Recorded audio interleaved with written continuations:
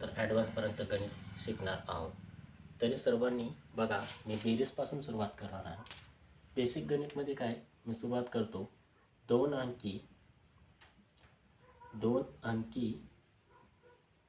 संख्यांची बेरीज. शॉर्टकटमध्ये मी लिहितो संख्यांची बेरीज कशी करायची. हे बघा, जर समजा 88 प्लस 94, तर काय 8 आणि 4 किती होतात? 8 आणि 4 12, हातच्याला 1, 8 आणि 1 9, 9 आणि 9 18. तो 18 ॲज इट इज लिहिला, म्हणजे 182 त्याचं उत्तर आहे. दुसरं उदाहरण 99 प्लस 95.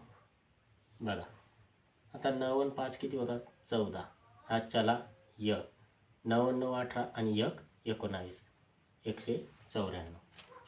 तसेच आता जर समजा 3 अंकी संख्यांची सांगितली, तर 3 अंकी संख्यांची बेरीज. बरोबर, 3 अंकी संख्यांची बेरीज कशी कराल मग?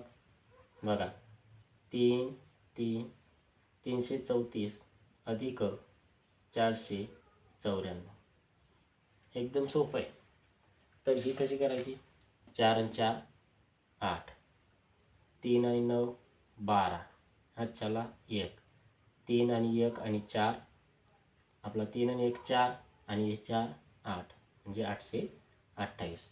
जर समजा 999 प्लस 899, तर 9 आणि 9 18, उरला 1 तो आजच्याला, 9 आणि 9 18 आणि 1 19, आजच्याला 1, 9 1 आणि 9 10 आणि 8 18, तर हे झालं 1898. या प्रकारे आपल्याला 3 अंकी संख्यांची बेरीज देखील करता येईल. तर आता जर समजा तुम्हाला सांगितलं 4 अंकी संख्यांची बेरीज करा, बरं 4 अंकी संख्यांची बेरीज